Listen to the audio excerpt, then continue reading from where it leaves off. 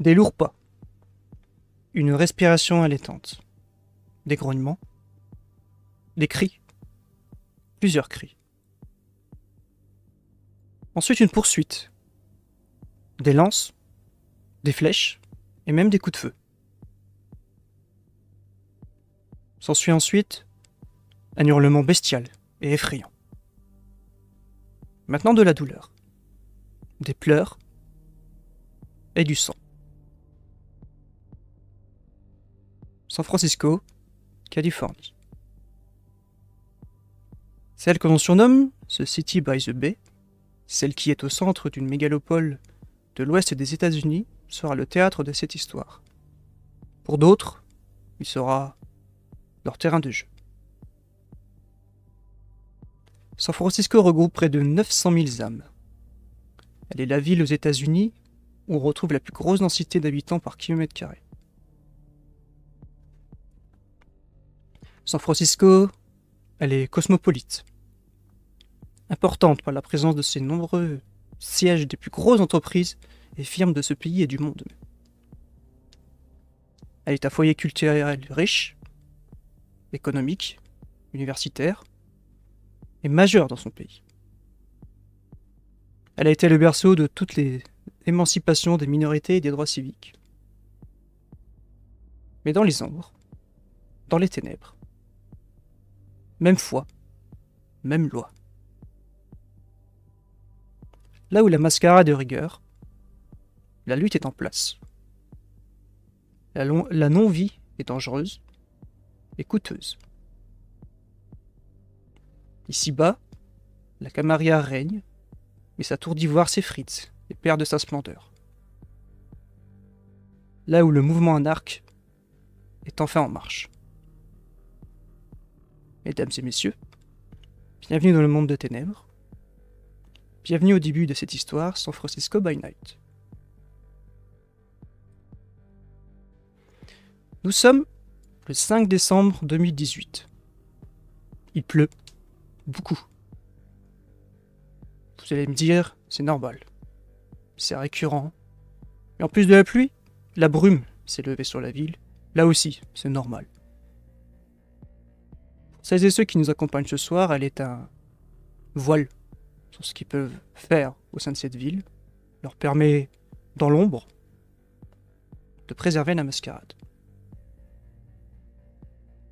Intéressons-nous à un groupe, une coterie, comme on les appelle. Premier membre de cette coterie, Darklou, bonsoir à toi. Bonsoir. Je vais te demander donc de nous présenter Serena Mendoza et de nous dire ce qu'elle fait en ce début de nuit. Alors, c'est Serena Mendoza, d'apparence 35 ans, mais en réalité 40, car en effet, cela fait 5 ans qu'elle a été étreinte et qu'elle appartient à ce monde de la nuit. Et en ce début de nuit, comme à chaque fois qu'elle se réveille dans son refuge, elle va un peu faire un peu d'exercice, petite séance taekwondo, histoire de détendre son corps endolori de son sommeil diurne. Et en même temps, après, elle s'informe si elle a reçu des messages sur son téléphone. Elle regarde un peu les dernières nouvelles de son ancienne vie, disons, là où, à l'époque encore où elle faisait partie du monde universitaire et de la recherche. Et puis, elle va s'apprêter à sortir de chez elle pour rejoindre la nuit de San Francisco. Sur son téléphone, Serena n'a reçu aucun message particulier. Elle est certainement abonnée à divers peut-être journaux, justement, ou même le journal de l'université où elle a travaillé, ou même voilà, qui pourrait sortir des dernières nouvelles. Donc peut-être oui, elle a consulté tout ça, mais rien de, disons, qui va l'étonner ou la faire plus intéressée que ça. Pendant ce temps que tu commençais à organiser ta nuit, nous allons voir un jeune homme se dit bonsoir à toi. Bonsoir. Nous aimerons également connaître ton personnage et savoir ce qu'il fait en ce début de nuit. Eh bien, Kyle est un simple musicien à l'origine, pas quelqu'un avec une notoriété incroyable, si je puis le dire. C'est quelqu'un qui a connu les galères, le fait de devoir compter les centimes à la fin du mois, si on peut dire ça comme ça, qui a toujours été un adepte du milieu de la nuit au vu de son travail, de toute façon, au vu de sa passion, et qui a rejoint cette non-vie il y a à peine quelques jours maintenant, finalement. Mhm. Toujours un peu déboussolé, un peu perdu dans ce milieu qu'il découvre finalement, cette seconde réalité, si on peut l'appeler comme ça. Et après s'être réveillé chez lui, avoir pris soin de lui, c'est quand même quelqu'un qui est un peu coquet sur les bords. Il aura regardé son téléphone pour voir si son chef de groupe ne lui a pas donné un point de rendez-vous pour un bœuf ou pour une représentation ce soir. Et le cas échéant, eh bien, il va simplement sortir s'aérer l'esprit. Car sur son téléphone, il y a un message d'un numéro qu'il ne connaît pas. Mhm. C'est une menace. Kyle en reçoit beaucoup en ce moment, depuis une semaine. Et ce message dit juste tu t'es perdu, reviens à la maison. Évidemment, ce n'est pas signé. C'est en majuscule et il y a des petites émoticônes pas contre. Très bien, il va ignorer comme d'habitude du coup. Toi aussi également, donc tu vas te préparer à ta nuit. Enfin, le dernier est celui qui peut être plus satisfait de sa nouvelle condition. Romaric, bonsoir à toi. Quoi? Pourrais-tu nous présenter qui est Frank Tanner et nous dire ce qu'il est en train de faire? Tout à fait. Donc, Frank Tanner est un agent de la DEA. Voilà. Il est, un bon gaillard d'1,80 m, plutôt athlétique. Ce soir, comme tous les soirs, il a pris son poste de travail, mais il a décidé de prendre l'air. Et actuellement, il est sur un des pylônes du Golden Gate, en train de regarder la baie, la ville. Là, l'overlay doit être par là, du coup. Je vois pas ton truc. Oui. Super.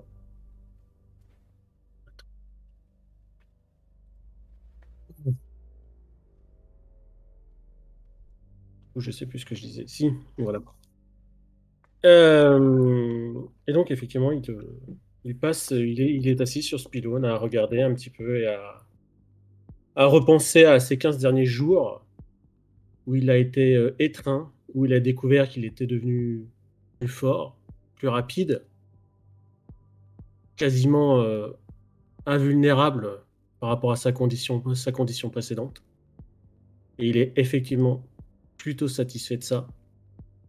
Il n'y a qu'une seule chose qui le dérange, qu'il ne peut plus avoir beaucoup de relations avec son entourage, car pour eux, il est toujours vivant.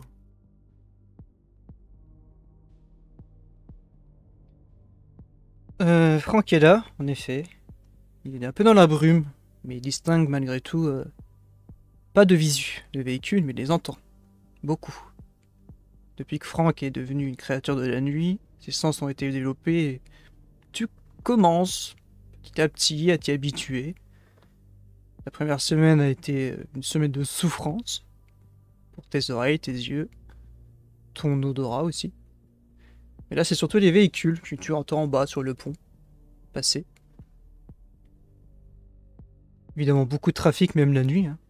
Comme je le disais en introduction, il y a pratiquement 900 000 habitants à San Francisco. Ce qui est peut-être, vous disiez, un avantage pour vous. Au final, de ne pas être tombé dans une petite ville où il ne se passe rien la nuit, ça aurait été une non-vie bien triste. Tu es là, Franck, et tu vas être le premier à recevoir un SMS. Donc vous avez, je vous rappelle, des téléphones avec touche à l'ancienne, puisque les vampires ne peuvent plus utiliser tout ce qui est tactile, étant donné qu'ils n'ont plus d'électricité statique dans le corps. J'imagine que tu consultes ton téléphone. Oui. Alors que tu es assis avec une jambe dans le vide, là, à des dizaines et des dizaines de mètres de haut. Et tu reçois donc invitation au théâtre ce soir. Tu le sais, c'est un bête nom de code qui veut dire que le baron a besoin de vous. Va arriver autour de Kyle alors que tu es en train de descendre tes petits escaliers de chez devant chez toi. La même chose. Vous. Je regarde, j'imagine que j'ai le même Le message. même message, exactement le même. Invitation au théâtre. Très bien. Et la même chose lorsque Serena, tu enfourchais ta moto certainement pour aller commencer à faire ta ronde de la Exactement. nuit. T'étais prête à, tu sais, démarrer et la même chose. Ta poche qui vibre. Qu'est-ce que c'est que ça? La même chose. Le message, invitation au théâtre.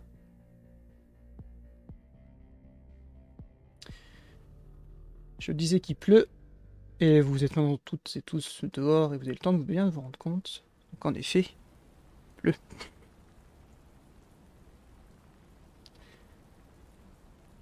T'avais presque oublié, Franck, qu'il pleuvait, tellement que tu étais bien, mais vous êtes des jeunes d'année, des jeunes descendants, et maintenant, un peu frais quand même, tout de même. Vous êtes très humain au final.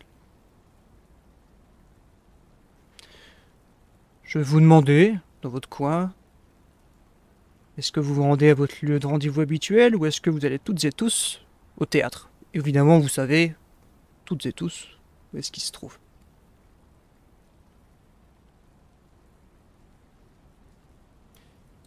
Bah, écoute, après avoir descendu ces nombreux escaliers, je récupère mon véhicule, je sors mon téléphone et j'appelle Serena pour lui demander ce qu'elle compte faire, puisqu'elle me sert un peu de référent dans cette nouvelle vie. Eh bien, nous allons vous laisser interagir. Oui, Franck? Oui. Et moi, Serena, tu as reçu le SMS? Oui, on va au théâtre ce soir. Très bien. On y va immédiatement?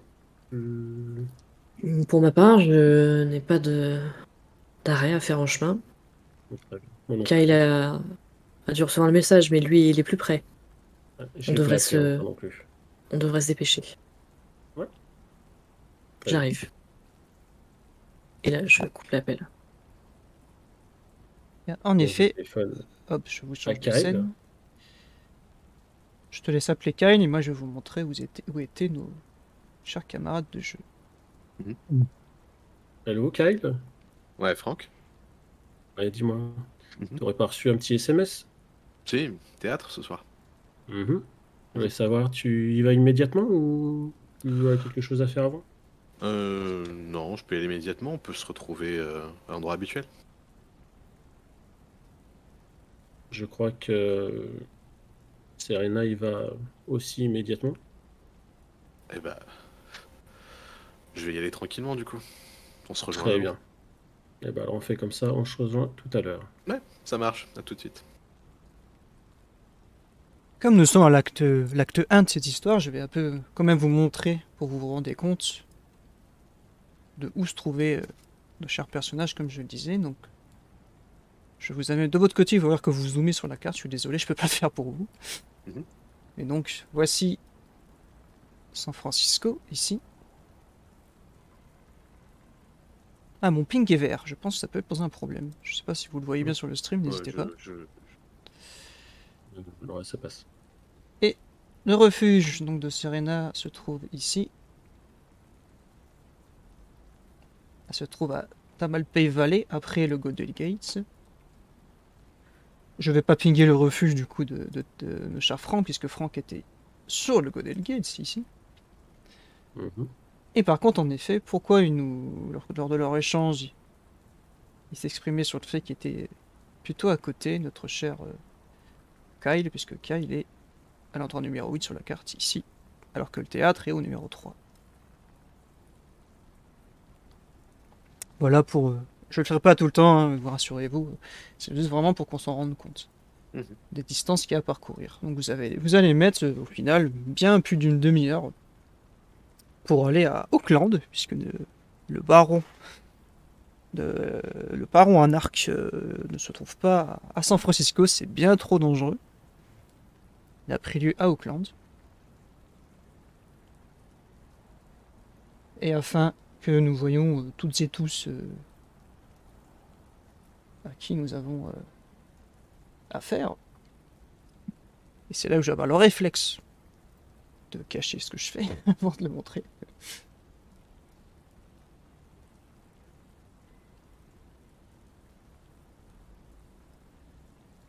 Nous allons rencontrer Stan Blackburn, ici, le baron Gangrel.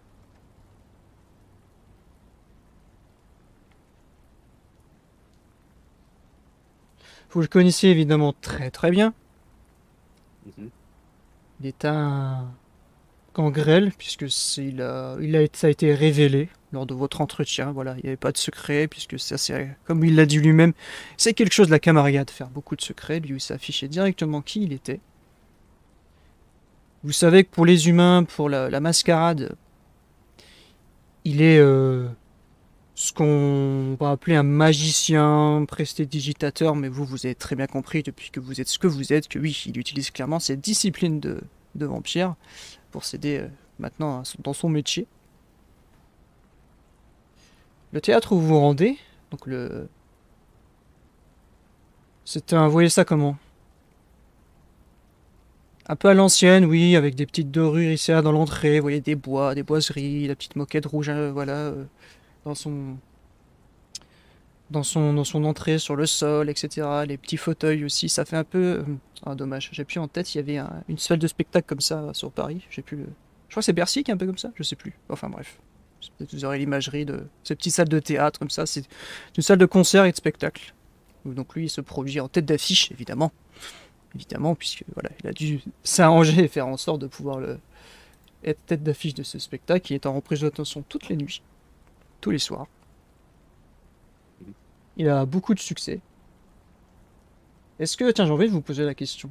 Est-ce que vous avez des doutes sur son succès par rapport à le fait de ce qu'il est? Ou est-ce que, voilà, quel point de vue vous avez sur ce personnage, justement? Qui se dit magicien et qu'au final, vous-même, vous avez découvert en quelque sorte de la magie quand vous êtes devenus des descendants. Ça m'intéresserait, peut-être ça intéressera toutes et tous de savoir ce que vous en pensez. Pour moi, je considère que c'est une manière intelligente de ne pas briser la mascarade et finalement, Serena, elle est encore très humaine, peut-être moins que ses comparses vachement étreints, mais pour elle, tant qu'il ne fait de mal à personne, il fait ce qu'il veut, quoi. Ouais, pour Kyle, c'est plus du jeu, plus qu'il s'en fout pour le moment. Il s'est pas posé vraiment la question. Il en a le droit de s'en foutre. Ouais, c'est vraiment pas quelque chose qui l'intéresse sur le moment, on va dire. Non, moi, je pense qu'il est comme moi, en fait. Je pense qu'il a trouvé le côté pratique de sa nouvelle vie et qu'il en profite.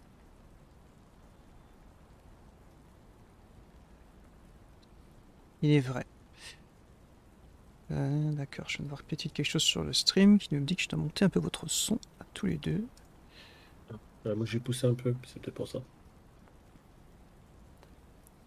Sony est à fond, et bah écoute, je peux pas faire plus. C'est bon, moi je peux pousser de mon côté, y a pas de souci. Voilà, merci.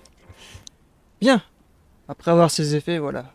On va évidemment ellipser ce voyage. Non, j'ai envie de jouer vous allez vous rencontrer, donc je pense pas très loin du théâtre. Arrivé donc à Auckland, passer ce pont que je suis un mauvais MJ, je me rappelle plus comment il s'appelle ce pont. Le pont qui relie à San Francisco et Auckland.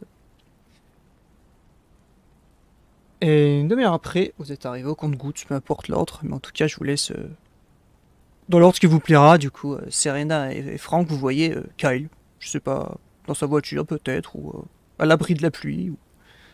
Probablement ouais, à l'abri de la pluie, à côté peut-être d'une maison ou d'une descente de toit pour s'abriter. Toujours bien sapé comme d'habitude et bah, à attendre que le temps passe pour le coup. Puisque toi, tu as mis vraiment, oui, quoi, les 5-10 minutes, quoi, pour... Oui, voilà. Limite, il est pas venu en voiture, quoi.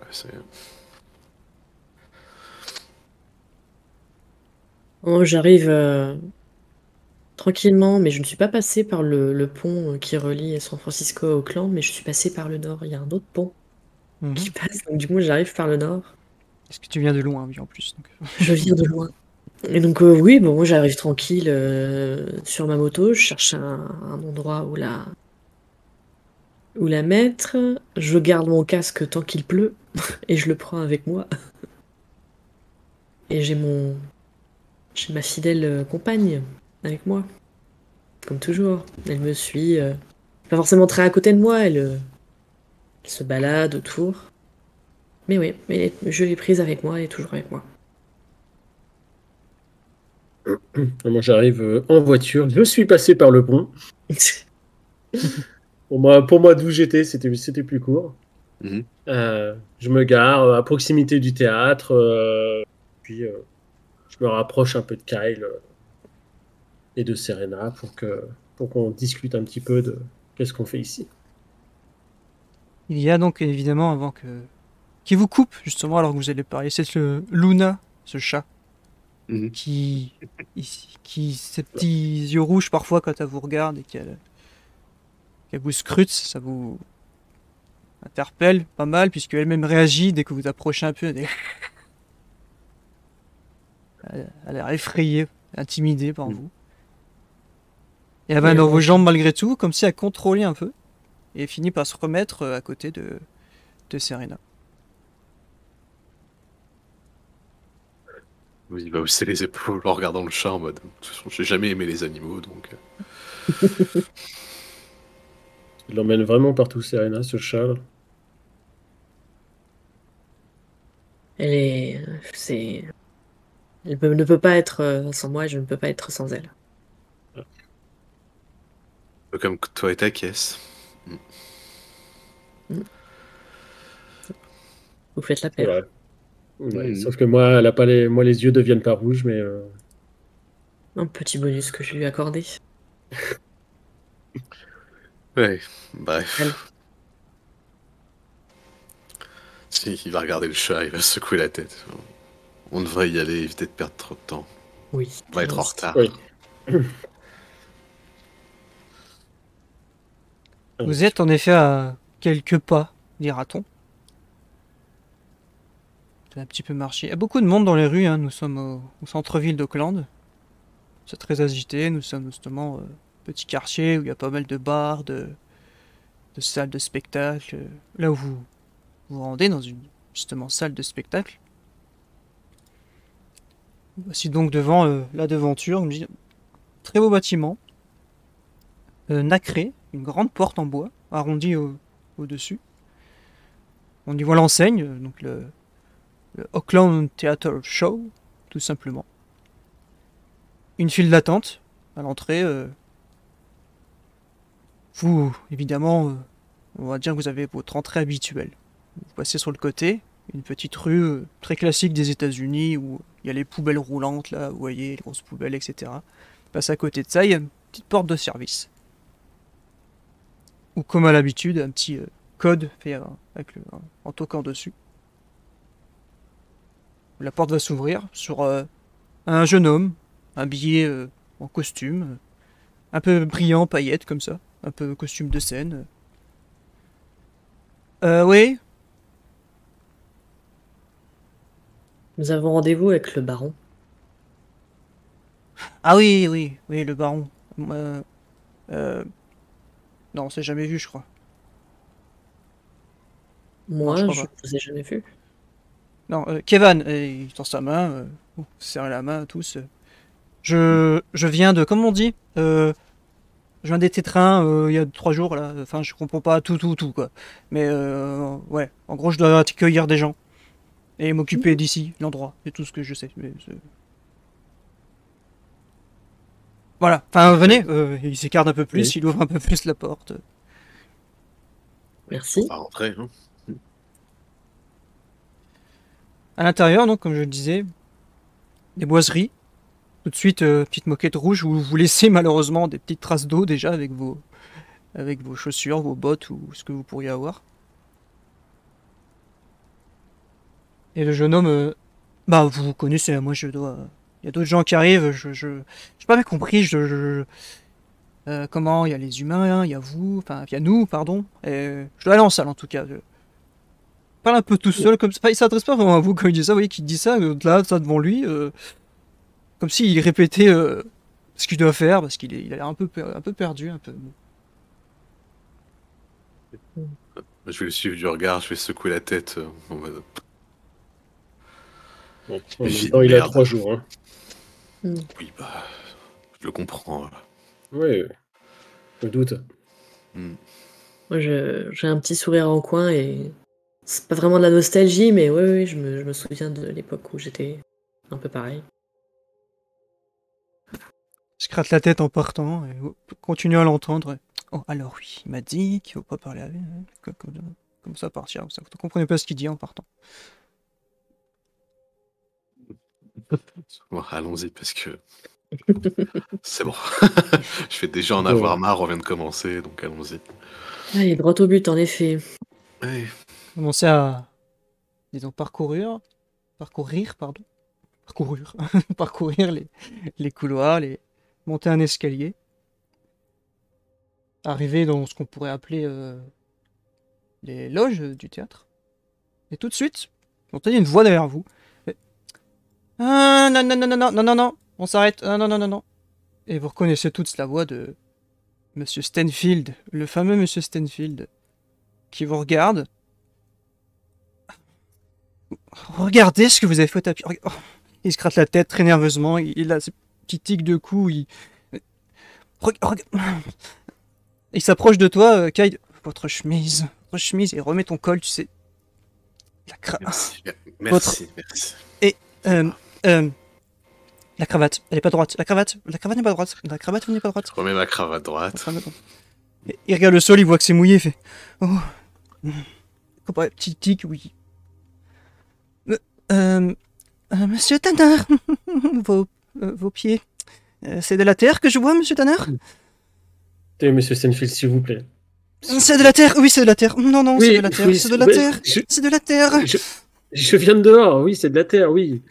Oui, on est S'il vous plaît, ils ont mis de la terre. Et t'as un mec qui arrive avec un balai qui ramasse tout de suite, commence à nettoyer un peu le tapis derrière vous, là. Là aussi, là. Oh. Et, recommencez pas, on s'est déjà vu il y a 15 jours déjà, c'était déjà ça. Je sais bien que vous avez des tocs, mais quand même. Enfin, il y a ce tic il y a où... de la terre, ma veste est mouillée, oui, je peux rien y faire. Mademoiselle, vous êtes pas symétrique. La mèche de cheveux, là. Vous êtes pas symétrique. Ah, oui, merci. Non, c'est pas parfait. Non, c'est pas... Non. Vous passerez me voir, toutes les trois. C'est pas normal. Regardez ce que vous avez fait. C'est pas normal. Monsieur, le baron sera pas content. C'est pas normal. Et vous, là, dépêchez-vous. Il y a 2-3 personnes qui arrivent de nouveau en train d'essayer de nettoyer tant bien que mal ce que vous venez de faire, mais c'est de la moquette. Vous venez de mouiller le sol, c'est pas possible à nettoyer. Mais ils sont là, ils essaient de... Ils leur montrent. Là, ici, là. Mais non, laissez-moi faire. Et quand il veut prendre le balai, vous voyez dans sa veste, il va chercher un petit paquet de lingettes qui va nettoyer ses mains, nettoyer le balai. Et vous revoyez sur ce ménage que vous, certains avez vécu il n'y a pas très longtemps, puisque vous avez été ce qu'on appelle éduqué à la vie de damné. C'est lui qui vous a tout appris. Et vous en gardez évidemment un très mauvais souvenir. Et vous y profitez peut-être tous les trois de remue-ménage et qu'il est très très concentré sur les trois maintenant. Ouais. Il vous a comme oublié et son souci maintenant c'est le sol qui est sale. Peut-être profiter pour... On va y aller. Hein. Et laisser derrière vous donc Monsieur Stenfield. Et il l'entendait toujours quand vous montez le dernier petit escalier, en train de râler après ce que vous avez compris, et peut-être, en tout cas toi tu le sais, cher Serena, ce sont des ghouls qui sont à son service surtout. Et c'est ma première question, tiens, sur le monde de ténèbres. Est-ce que vous pensez que Franck, Kyle, vous avez compris vraiment ce qu'est une ghoul, à votre avis?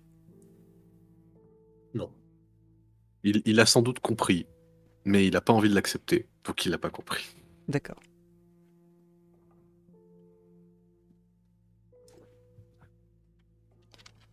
Comme je le disais, c'est bien plus calme ici. Le couloir est un peu plus serré, on voit plusieurs portes avec des petits numéros, comme un peu à l'hôtel, dira-t-on, mais vous savez que ce sont les loges. Au bout de ce couloir, plus grande porte.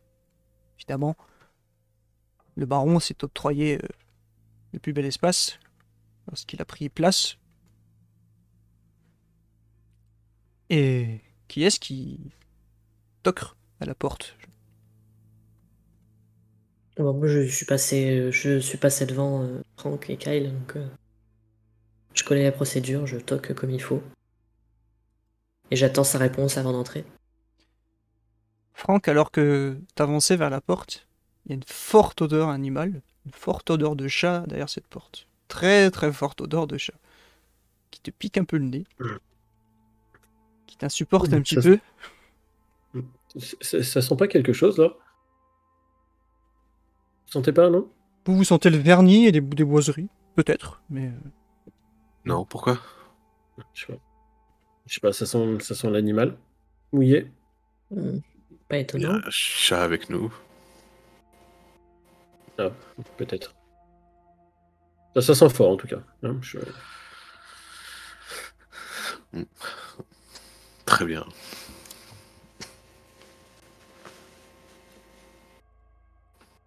Tu vas donc toquer, comme tu le disais, avec le protocole, disons, de simple politesse habituel. Bah, sans faire entendre un petit... à travers la porte, vous l'entendez, même tous les trois. C'est mon rendez-vous. Entrez. Ouvre la porte. Pousse la porte. Automatiquement, vous voyez deux personnes. Donc, ce que à gauche, vous reconnaissez tout de suite. Donc, monsieur... pardon, c'est le début, j'ai oublié tout. Monsieur Blackburn. J'ai pas encore mes noms. Monsieur Blackburn. Et monsieur Elliot Montgomery à ses côtés. Que vous reconnaissez, puisque vous le savez, être son conseiller. C'est lui qui s'occupe un peu de la politique des anarches. Disons c'est ce que vous avez compris. Dans la pièce, un grand bureau. Il y a un petit coin où il a l'air de se préparer, un dressing. Voilà, c'est presque un petit appartement là-dedans.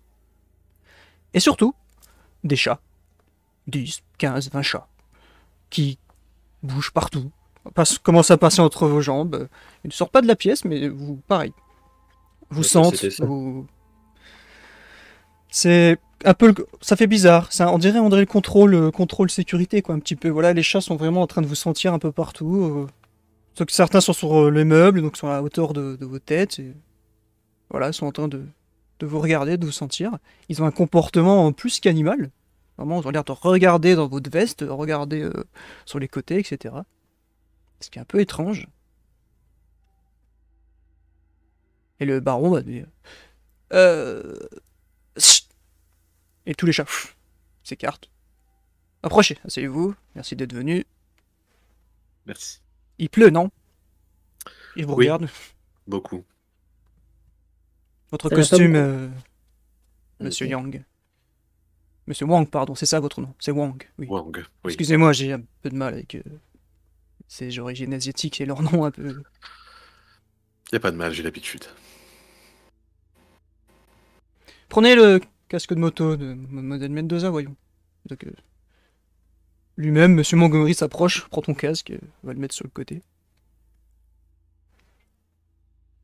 Asseyez-vous, Monsieur Tanner également. Je vois que vous aussi, vous avez peut-être crapahuté sous la pluie. Je voulais bien ton personnage avec les cheveux, tu sais, un peu, un peu mouillés. Tu sais. Quelques gouttes, c'est rien, ça va sécher. Il fait bon ici. Vous désirez quelque chose à boire? Nous avons plusieurs vitae disponibles. On a déjà pris l'eau. Ça ira bien, je vous remercie. Ça ira. Merci. Je n'ai pas soif. Mangori, pour moi alors. Voilà, l'émissaire, puisque c'est son rôle, se retourne vers vraiment un petit placard, on dirait un placard à whisky et autres alcools, sauf que bon, il y a ce petit liquide rougeâtre plus ou moins foncé, dans des fioles, dans des verres, et il sert dans une petite coupe, il tend au baron, merci bien. Il se met dans son siège. Hum. Hum. Tiens donc. Il revoit une deuxième fois. Un peu sur le bureau. Bien. D'abord, je m'excuse. Vous n'étiez pas censé servir le mouvement ce soir, mais nous avons un problème. Il va falloir envoyer quelqu'un et je ne vais pas me déplacer. Je ne peux pas. C'est pas possible. C'est trop particulier, je dirais. Je vois. Nous avons reçu un présent, disons. Quelqu'un nous a appelé, nous attend par rapport à une affaire. Vous savez que nous sommes en train d'essayer de contester un territoire à San Francisco. Ça pourra nous servir au niveau de nos liens et de nos alliances si on récupère, on m'a dit un colis et puis le faire suivre. Voilà, tout simplement. Le problème étant, c'est que il est sur le territoire du district. Cette organisation qui, disons, est très territoriale. Oui, c'est le mot, oui, territorial. Je vous laisserai vous Et- renseigner plus en détail. Je sais que certains d'entre vous ont peut-être des informations diverses, mais nous pouvons en tout cas vous donner ceci. Il a une enveloppe un peu épaisse. Il y a quelqu'un sur place qui vous attendra. Vous allez vous rendre donc sur les docks, au sud-est. Territoire du district. Il faudra payer pour passer. Ah, c'est ça qui est dans l'enveloppe alors. Tout à fait. Vous êtes perspicace, monsieur. Monsieur Montgomery à côté qui ne dit rien, prend l'enveloppe, il attend vers vous trois. Attend que quelqu'un la prenne. Je vais laisser Franck la prendre. Je fais un signe de tête à Franck. Ok. À toi l'honneur. Tu la prends en main, tu sens oui que elle est bien épaisse cette enveloppe. Il est pas mal, il va être content. Nous l'espérons en tout cas qu'ils vous laissent entrer sur leur territoire, sur leur domaine. C'est ce qui compte. Oh. Vous le reconnaîtrez, c'est ce qu'il nous a dit. Je ne peux pas vous dire plus. Vous le reconnaîtrez. Très bien. Je vous demande sur place d'être poli, de ne pas faire de vagues, de ne pas critiquer leur façon de vivre, etc., etc. Je compte sur vous, Mademoiselle Mendoza, pour faire en sorte que tout se passe bien. Pas comme la dernière fois où il a fallu nettoyer. On va faire de notre mieux. Il va falloir faire plus que de votre mieux, puisque je vous rappelle que vous étiez 4 et que le 4e est interdit de circuler à San Francisco depuis. Je m'en souviens bien. Vous vous souvenez de cette personne qui était avec vous? C'était un jeune homme, qui avait 3-4 nuits derrière lui, qui est entré en frénésie face à quelqu'un qui l'a provoqué, et qui a eu une risque, et qu'il a fallu faire en sorte que la mascarade ne soit pas brisée. C'était au centre-ville, encore plus, donc... Heureusement, pas de problème derrière, pour vous. Mhm. À côté, Monsieur Mogori prend la parole. Oui, c'est très compliqué avec le district et il va falloir donc, si on vous pose des questions sur votre venue, que vous arrangez les choses, que vous ne dites pas que vous êtes là pour affaires qui nous importent. Voyez-vous ce que je veux dire? Mettez-les en avant eux. C'est eux qui nous aident, c'est pas nous qu'on vient les... Vous voyez? Il faut leur... voilà, bon. Leur montrer de la gratitude. Plus ou moins, et leur expliquer, leur faire comprendre que c'est eux, nous qu'on a besoin d'eux et pas l'inverse. Voilà. Essayez de faire passer ça par message, ce sera pour nous, pour le baron, pour le mouvement, beaucoup plus simple et efficace pour l'avenir aussi, pour nos futurs échanges. Très bien.